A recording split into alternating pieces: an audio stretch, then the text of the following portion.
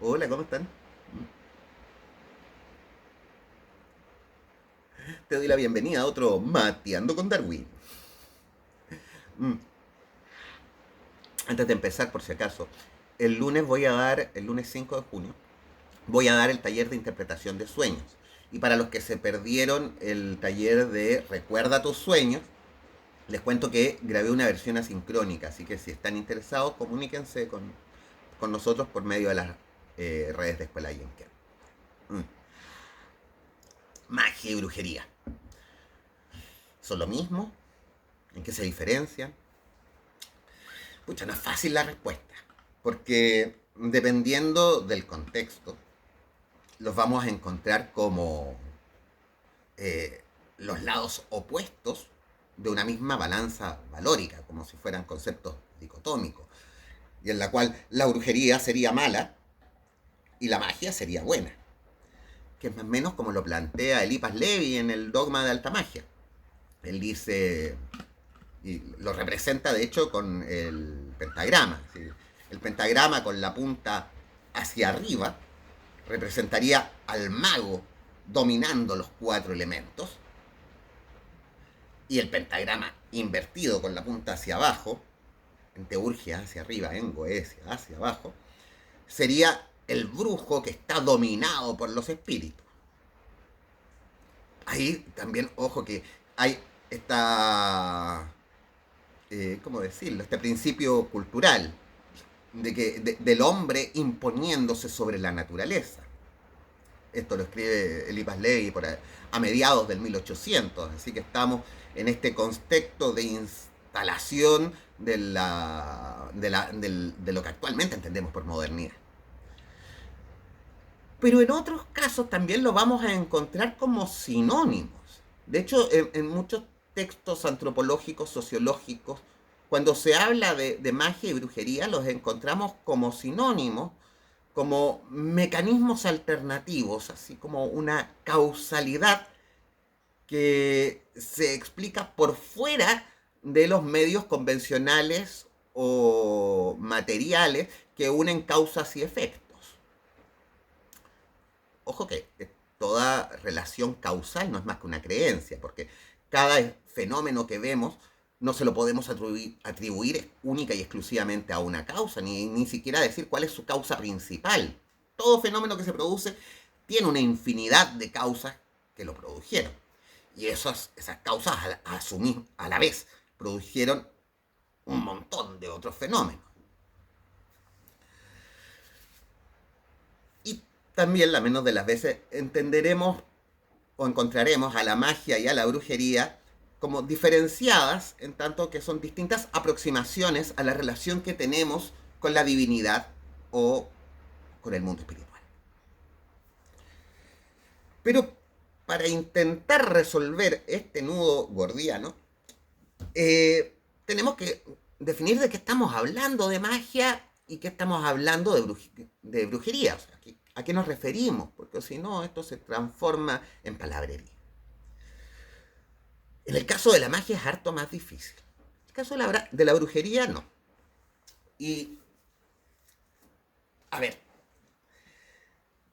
en el caso de la brujería digo que no es tan difícil definirla porque ya sea en su uso cotidiano en el lenguaje, como lo que propugnan los autodenominados brujos o lo que encontramos en los manuales de brujería, más o menos siempre van a referir a lo mismo, que esto que yo decía, conseguir efectos en el mundo material, en nuestra experiencia inmanente de la realidad, saltándonos las causas convencionales, buscando como una vía que pasa por lo espiritual para conseguir la causa que buscamos. Por ejemplo, eh, para que vuelva mi ex, en vez de intentar resolver los problemas que tuvimos o conversar con él o reconquistar al ex, hacemos un ritual de amarre. Bueno, esto de que vuelva el amor o que generar un amor o también separar a parejas, generar maldiciones, generar o curar enfermedades, obtener riqueza, etcétera. Todas estas cosas que hay vías convencionales para conseguirlas, trabajar en el caso de conseguir riqueza. Se busca otro mecanismo por medio de prácticas brujeriles. Ahora, la etimología de la palabra brujería es un misterio. Y lo que sí sabemos es cuándo surge la palabra. Y ojo que con la etimología hay mucha gente cuando uno se mete en estos debates complejos y uno le empieza a decirle a la gente, ya, pues, pero ¿a qué te refieres con tal cosa? Y te van a decir, no, es que la etimología es eso y eso como si la etimología definiera el significado único, unívoco y definitivo de una palabra. Olvidando, número uno, que la etimología, es decir, la disciplina que busca el origen de las palabras, no es una ciencia exacta. La mayor parte de las veces son proposiciones, especulaciones o teorías. Número dos, que las palabras son polisémicas, que tienen varias acepciones dependiendo del contexto en que se usen.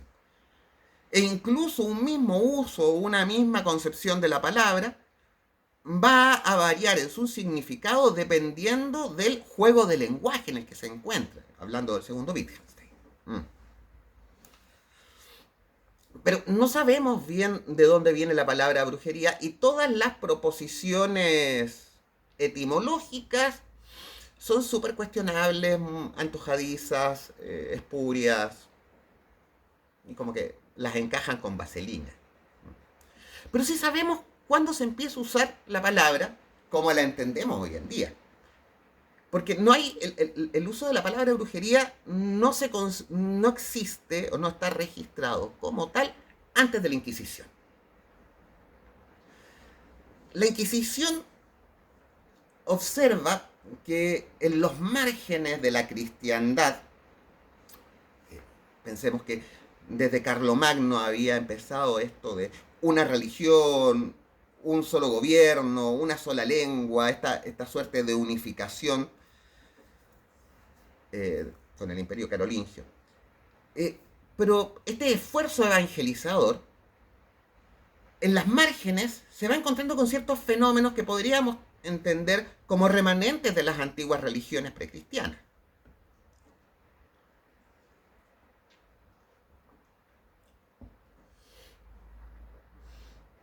Recordemos que antes los imperios no imponían a sus dioses, o los imponían parcialmente, aceptando la estructura religiosa del pueblo colonizado. Y eso no lo vemos solamente con el imperio romano, sino que también lo vemos, por ejemplo, en el imperio incaico acá en Latinoamérica. De hecho, si nos vamos un poco antes, a Grecia también, tenemos una mezcla de dioses entre egipcios, griegos, romanos, tracios. Todo es una majamama divina que es muy compleja, pero también muy interesante. Esa complejidad trae una riqueza para entender la época. Bueno, lo otro importante entender acá es que si bien así como las primeras fuentes de la Inquisición vendrían del 1100 y algo, o sea, eso quiere decir alta Edad Media, finales de la Edad Media, pero tal como la entendemos nosotros, viene con la fundación de la Santa Inquisición Española, que eso es 1458. Y ojo que la Edad Media terminó en 1453. Eso quiere decir que la Inquisición no es una institución medieval, es una institución propia de la modernidad. Y si la Inquisición es la que inventa además el concepto de brujería, la brujería no es un concepto medieval, sino que es un concepto moderno. Vamos a ir por allá.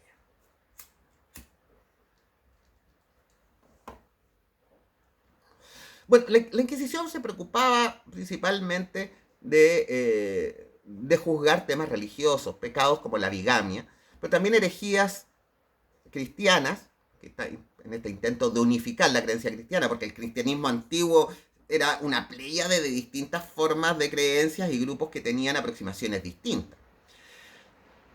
Eh, Se largó fuerte.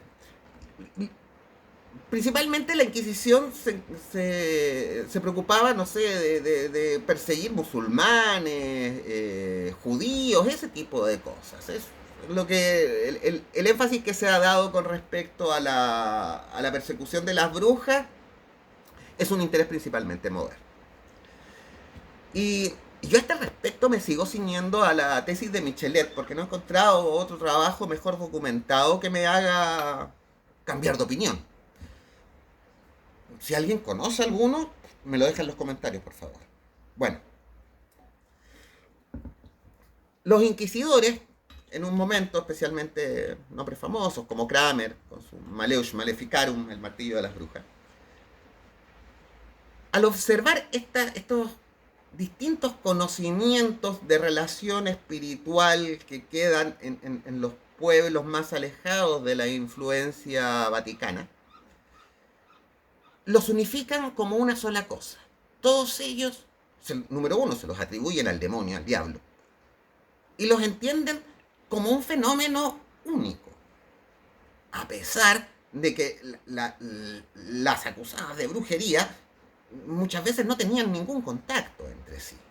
Eran fenómenos aislados que los inquisidores los aunan en esta brujería organizada, como con un dogma común, con enseñanzas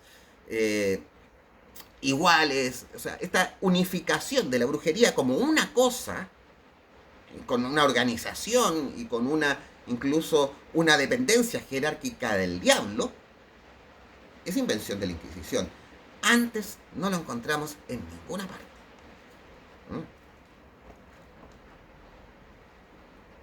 De hecho, eso de que todas esas ideas que tenemos de la brujería como algo anterior son principalmente fruto de la ficción. Las ficciones, las historias, las películas, las novelas han construido ese concepto. Pero en la historia no tenemos ningún antecedente que lo fundamente. Y especialmente en estos temas, tenemos que aprender a distinguir la ficción de lo que es.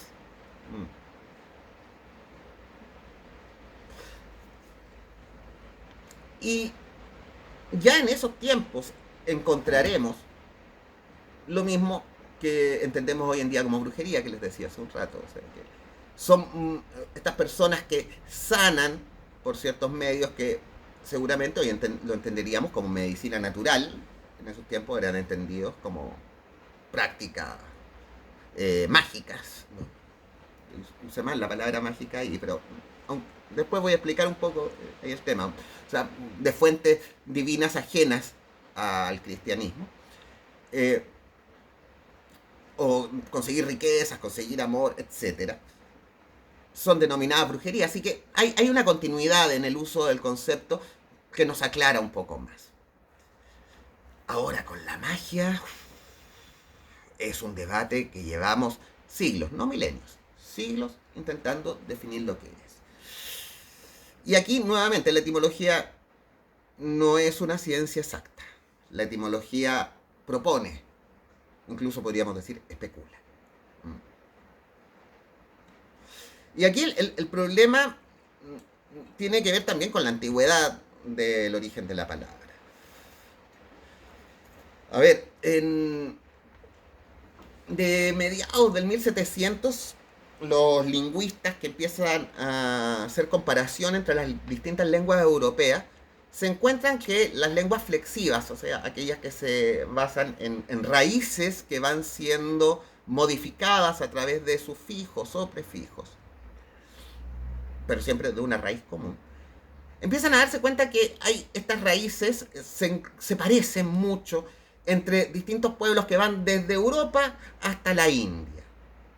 Y ahí se plantea la teoría del indoeuropeo, la cual es una lengua especulativa, una lengua teórica, que sería el origen de los demás idiomas o las demás lenguas que tenemos desde Europa hasta la India, pasando por Oriente, etc.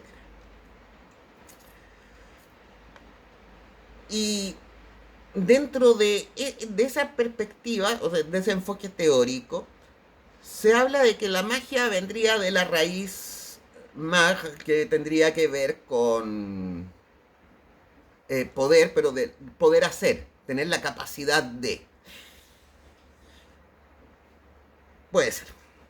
Ahora, históricamente, podemos atribuir la palabra específicamente a una tribu.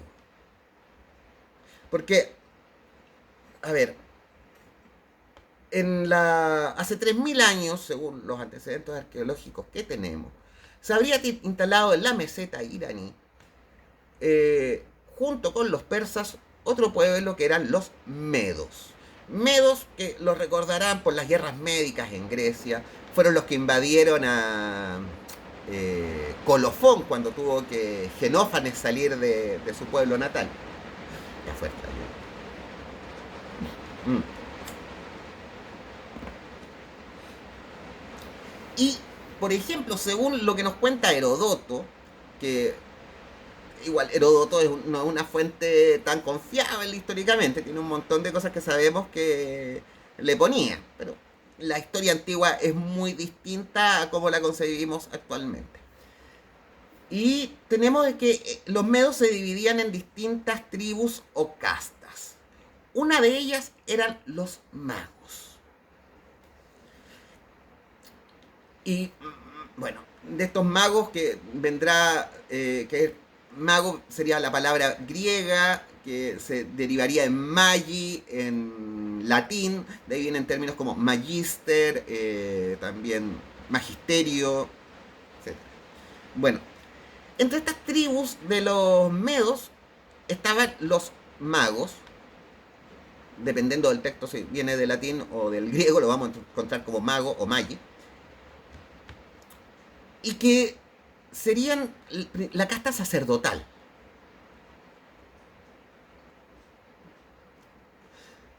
Y tenemos pocos antecedentes de estos pueblos. De hecho, hay muchos descubrimientos arqueológicos que se les atribuyen por la zona donde fueron encontrados, pero no necesariamente hay una unidad cultural que nos permita asegurar que es de ellos.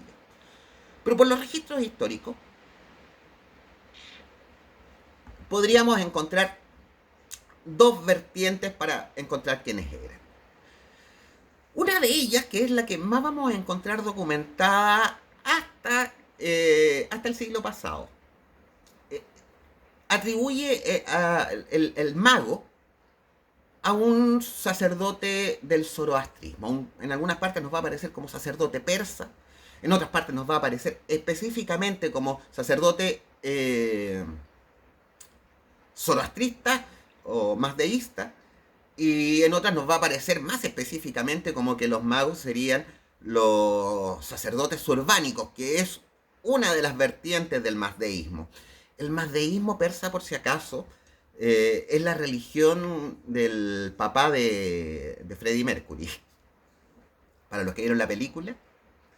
Porque cuando, en un momento de la historia los persas exterminan a los medos. Incluso se instala la fiesta, la matanza de los magos se instala como una fiesta anual, en la cual ningún mago podía salir de su casa y si era encontrado, cualquier persona tenía derecho y la obligación de matarlo. Bueno, eso genera una diáspora que hace que parte de estos más deístas se vayan al norte de la India. Ahí salen los parsis y de ahí viene el papá de Freddie Mercury. Bueno, de esta misma diáspora, seguramente, muchos se van a Europa y ahí empieza a hablarse más de los magos también, en el mundo helénico, por ejemplo.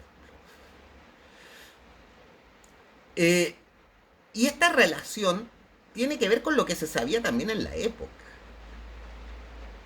Y tenemos que considerar que lo que sabemos sobre el mundo babilónico, por ejemplo, cambia mucho a partir del siglo XX cuando se empiezan a encontrar las tablillas cuneiformes, de las cuales tenemos miles.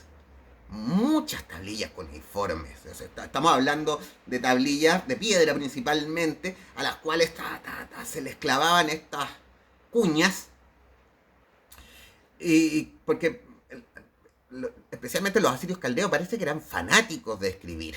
Si bien podemos encontrar otros antecedentes de escritura paralelos, incluso previos, pero en el caso de los asirios caldeos es una magnificación. De hecho, es entretenido que hasta tenemos libros repetidos, copiados en cuneiforme. Por ejemplo, hay uno de entrenamiento de caballos. Bueno, de crianza de caballos, perdón.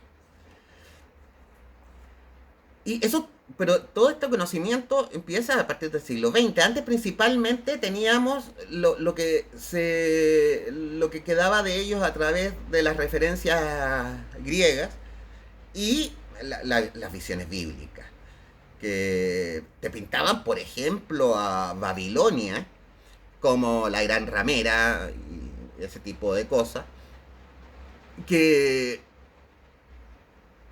hoy podemos entenderlo de una forma distinta, porque al parecer en Babilonia las mujeres tenían mucho más derechos que el resto del contexto histórico. Y seguramente cuando Nabucodonosor invade Jerusalén y se lleva a los judíos esclavos a Babilonia, y ellos ven estas mujeres con derecho, claro, las consideran rameras, madre de todas las prostitutas babilonias, ¿no? Que es una visión del machismo propio del judaísmo.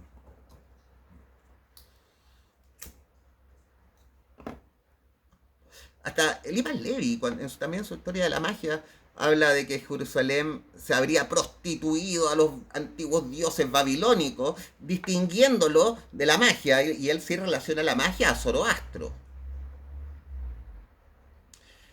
Ahora, según lo que sabemos ahora, en realidad los babilonios eran muy intelectuales. O sea, entre estas tablillas encontramos, por ejemplo, el teorema de Pitágoras ya dibujado así.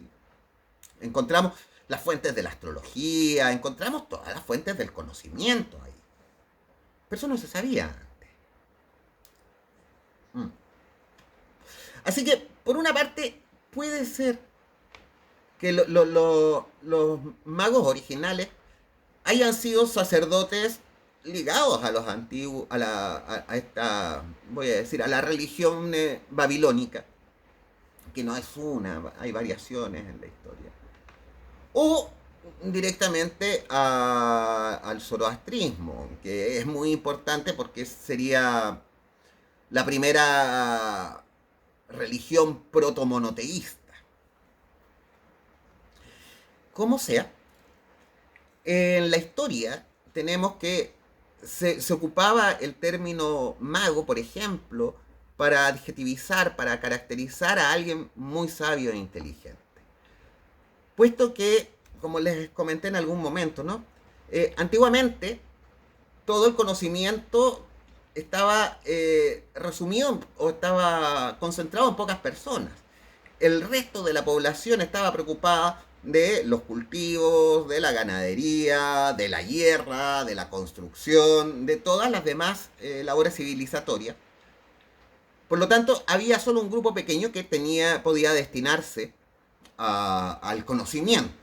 Y de ahí que el conocimiento científico, religioso, artístico, todas estas formas que hoy las entendemos diferenciadas, estaban concentradas. Y no es que se distinguieran entre sí, eran la misma cosa. Estaba todo el conocimiento integrado en un mismo corpus. Con el tiempo, con la multiplicación de la humanidad, también se empiezan a diferenciar funcionalmente estas cosas, y hoy trazamos estas parcelas del conocimiento, que incluso dentro del conocimiento científico dividimos distintas cosas. Y que, ojo, que es algo muy contemporáneo. Yéndome de nuevo a la historia de la magia de Levi, él cuando habla de ciencia, para él ciencia y filosofía son lo mismo, por ejemplo, y hoy en día las tenemos. Estoy hablando ahí de mediados del 1800. Hoy en día ciencia y tecnología ciencia y tecnología. Ciencia y filosofía son dos ámbitos totalmente distintos.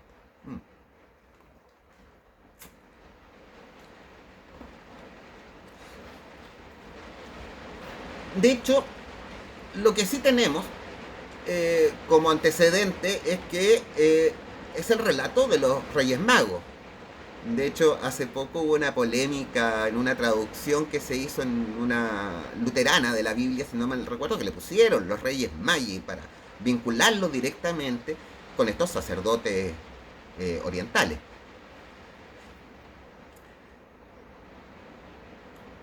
Y eso también nos refleja la alta valoración de estos magos. Ahora, también parece que en algún momento cayeron en desgracia. Eh, Puesto que dependiendo de la traducción, de hecho en distintos diccionarios de griego a veces nos van a aparecer los magos como sacerdotes persas y en otros como charlatanes, estafadores. No sabemos bien. Pero lo que sí es interesante es que en origen histórico, eh, los magos habrían sido sacerdotes. O sea, es una suerte de religión. O, pero tampoco podemos definirla como la religión de los magos. Porque en ese caso todo mago tendría que ser zoroastrista. O venerar a los dioses babilónicos. Sin embargo, si nos vamos, por ejemplo, a los que se llaman los papiros mágicos de greco-egipcios, o nos vamos incluso a los primeros grimorios, traducidos en el siglo XIII en la escuela de Toledo, que son traducciones de textos árabes mandados a hacer por Alfonso X el Sabio, la escuela de traductores de Toledo, vamos a encontrar mucho de lo que estaríamos llamando brujería. O sea, sí, rituales de amor, rituales también para conseguir favores sexuales.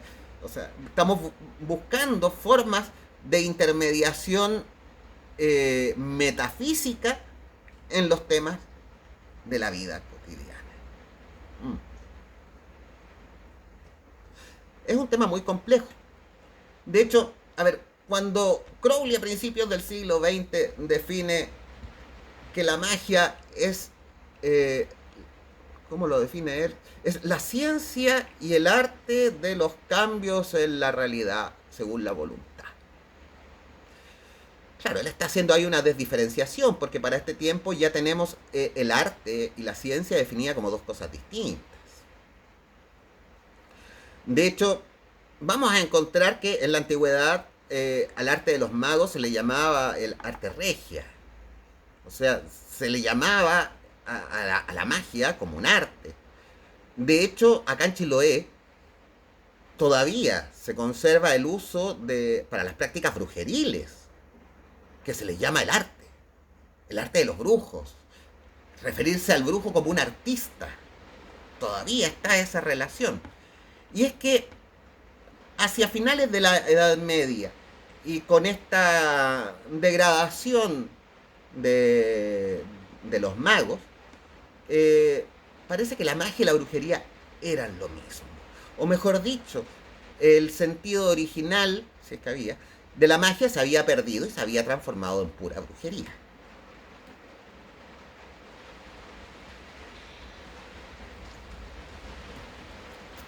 Bueno, con el Renacimiento y posteriormente también durante el Iluminismo, eh, se empieza a zanjar un poco la frontera, dejando la brujería para referirse a las cosas que dijimos en un principio, y la magia para este sentido de buscar el conocimiento absoluto. Oye, antes de continuar se me había olvidado, para hablar específicamente de este tema, hoy día me puse la camiseta, literalmente, del Correo Brujo del Maule. Si no conocen el proyecto del Correo Brujo del Maule, es el mejor rescate que se ha hecho sobre la tradición de la brujería tradicional chilena. Búsquenlo en Instagram, es un trabajo maravilloso que ha hecho Pablo Durán. Te mando muchos saludos si es que estás viendo este video. Bueno, Estaba yo en... los artistas. Bueno,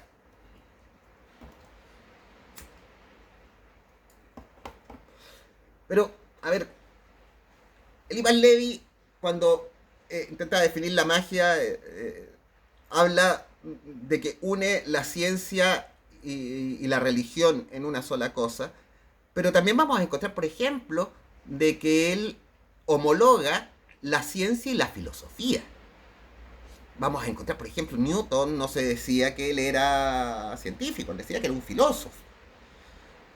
El concepto de ciencia, como lo entendemos hoy en día, tiene muy poco tiempo de existencia. Pero bueno, la magia se instala como esta búsqueda del conocimiento holístico, integrado de todas las cosas que una, la relación entre lo trascendente y lo inmanente. Pero es una vía principalmente religiosa y vamos a encontrar que quienes están en el camino de la magia, lo que están buscando es la purificación del espíritu para tener una mayor conexión con la divinidad, que hablábamos ayer, ¿no? Bueno, esta relación con lo divino y lo metafísico también dificulta tanto la definición de la magia.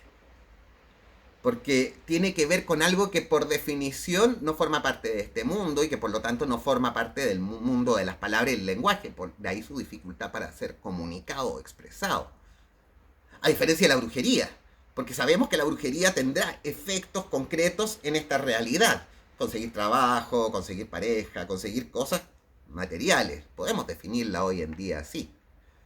Sin embargo, entender la magia tiene que ver con un camino más sacerdotal. De hecho, la palabra sacerdote viene de sacer, de dividir el más acá del más allá.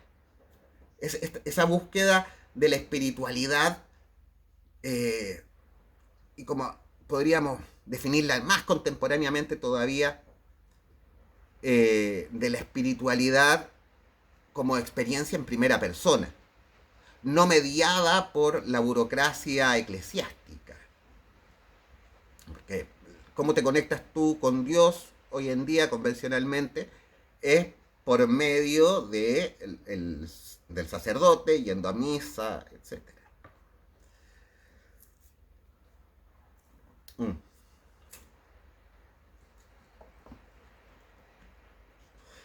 Y es que, fíjense también que hay una diferencia que es, es muy patente en el lenguaje. Cuando estamos en una situación que nos parece maravillosa, inexplicable para la razón, decimos, "Ah, esto es un momento mágico. O wow, esto ocurrió por arte de magia, no puedo entender el cómo. Pero no decimos, oh, este es un momento brujo, o es un momento... No usamos la palabra brujería como... No la adjetivizamos para definir aquello que nos maravilla. De hecho, cuando lo usamos como adjetivo, siempre es para referir cosas terribles. Mientras que aquellas cosas que van más allá de la comprensión tienen que ver con la magia. De ahí que incluso en el lenguaje, si nos fijamos bien, vamos a encontrar esta distinción donde la magia tiene que ver con alcanzar un conocimiento integrado de las cosas. Y que se relaciona con la ciencia, sí, se relaciona con la ciencia. No se opone a la ciencia, a la magia. Sería ridículo, de hecho, pensarlo. A mí me gusta mucho como lo plantea James von Foster, el padre de la cibernética, que dice, estamos hablando de alguien que era del MIT, o sea, un hombre de ciencia, entre comillas, que él decía de que en el mundo hay dos tipos de preguntas. Las preguntas que tienen respuesta. ¿Cuánto pesas? ¿Dónde estás? ¿Cómo te llamas?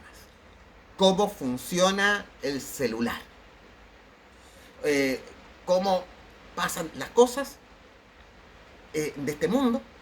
Podemos explicarlas, o sea, tenemos que muchas veces esforzarnos en encontrar la respuesta, pero sabemos que hay una respuesta que podemos dar y que va a hacer. De ese tipo de preguntas, de las preguntas que tienen respuestas, se encarga la ciencia, que ha demostrado además ser muy efectiva en ese campo. De hecho, por eso me gusta tanto la ciencia. Yo cuando zanjo la frontera entre ambas cosas, no es porque no me guste la ciencia, soy un gran fan de la ciencia, porque además me entrega certezas. Yo digo que los científicos tienen la pega fácil, porque saben que las preguntas que se plantean van a tener respuesta. Costará, habrá que esperar, pero van a tener respuesta. En cambio, hay otro ámbito de preguntas que no tienen una sola respuesta. Y que sus respuestas además irán variando dependiendo de los contextos históricos, sociales y culturales incluso. ¿Cuál es el sentido de la vida? ¿Hacia dónde me dirijo? ¿Qué es lo que debo hacer en este mundo? Todo ese tipo de preguntas que hoy en día las definiríamos como filosóficas, no tienen una sola respuesta y por lo tanto se escapan del ámbito de la ciencia. Luhmann definía el sistema ciencia con un código que era verdad, no verdad, refiriéndose a verdad científica. Y en este tipo de preguntas no vamos a encontrar una verdad. Vamos a encontrar varias verdades dependiendo del enfoque, del tiempo, del nivel de desarrollo del pensamiento, etc. Y esas son las preguntas propias de la metafísica y también de la magia. Que es el tipo de preguntas, esas preguntas que incluso voy a ponerme, son imposibles de responder. De esas nos encargamos nosotros. O sea, tenemos el atrevimiento, la osadía de enfrentarnos a las preguntas más difíciles que hay, que sabemos que por principio son imposibles de responder de una manera unívoca. Por eso digo que la ciencia la tiene fácil. Sus preguntas van a tener respuestas. Las de nosotros serán una permanente interrogante. De ahí, y en esto estamos mucho más cercanos a la filosofía. En tanto que la filosofía, más que perfeccionar sus respuestas, lo que hace es perfeccionar sus preguntas. De ahí que, por ejemplo, la pregunta por el ser se viene haciendo desde los griegos hasta Heidegger y hasta los filósofos modernos, pero perfeccionando cada vez más la pregunta, lo que nos genera nuevos rendimientos explicativos.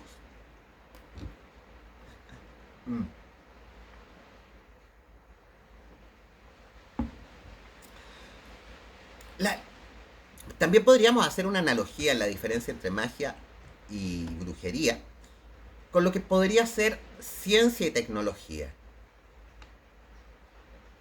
La ciencia como tal, lo que busca es describir la realidad. Describir cómo ocurren las cosas. Ojo que no explican el por qué. Eso es importante tenerlo claro. La ciencia, los por qué son siempre una pregunta trascendental.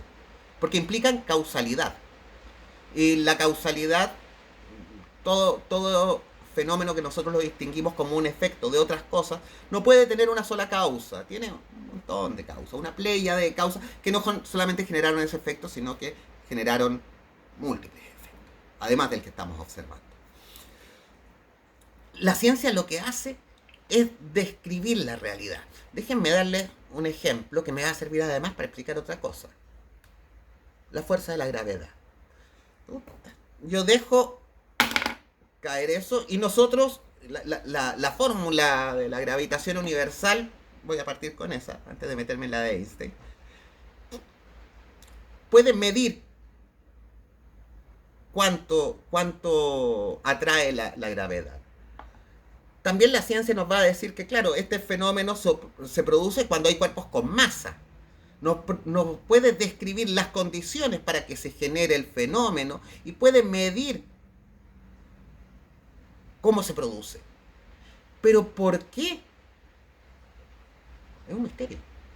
Y de hecho la ciencia nunca busca definir esos por qué, porque el por qué último siempre es trascendental, no inmanente, no tiene una sola respuesta.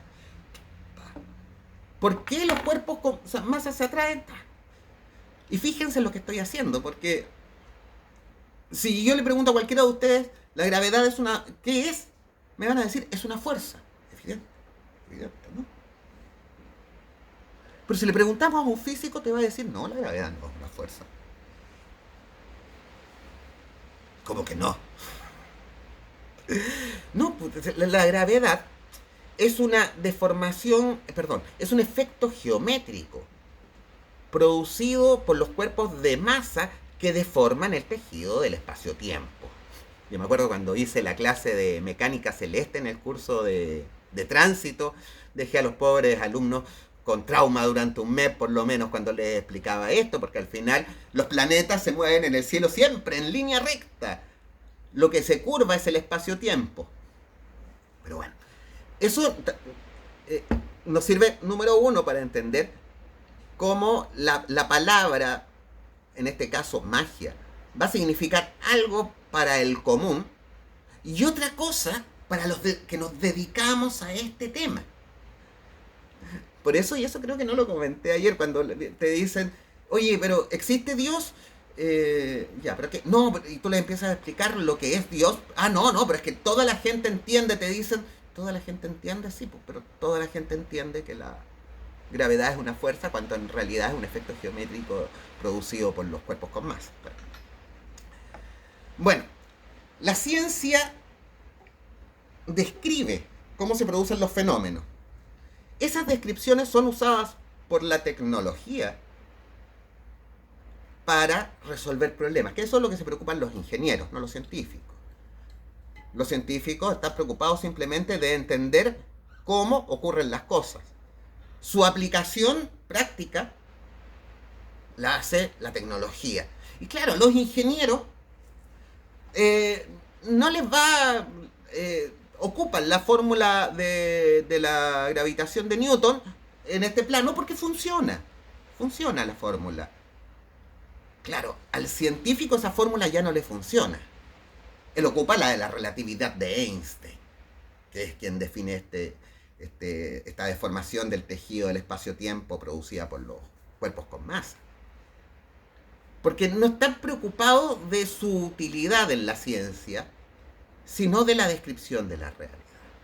De la misma forma, no de la misma, pero analógicamente, hay que entender que las analogías, las metáforas, las comparaciones nunca son exactas. Pero la magia se preocuparía de la... Aquí no voy a hablar de la descripción, porque lo divino es indescriptible por definición. Solamente podemos acceder a ello como experiencia. Y una experiencia que somos incapaces de traducir a nuestra vida racional consciente, voy a decir. La brujería es la que está encargada hoy en día de aplicarlo en cosas mundanas. Y de ahí también que se preste para la charlatanería, para la estafa y todo ese tipo de cosas. Y principalmente para, ¿cómo decirlo? Compensar carencias, compensar muchas veces problemas mentales, eh, lisa y llanamente. Hay mucha gente que se excusa en la brujería para entender sus problemas mentales como superpoderes prácticamente. Tómese sus pastillas, por favor. Ay, bueno, este es un tema que da para largo y se me cruzan más ideas en la cabeza, pero no quiero aburrirlos más. Eh, el lunes, taller de interpretación de sueños. El siguiente lunes voy a hacer también un taller de meditación, que de hecho la meditación es el camino que nos lleva a la magia, es la principal herramienta de la magia. Y para los que estén interesados en el curso sincrónico para recordar sus sueños, que es el material de base para poder después interpretarlos, y también la herramienta básica para poder realizar sueño lúcido o sueño premonitorio, se comunican conmigo. Espero que tengan un muy buen día. Muchas gracias. Teucayá.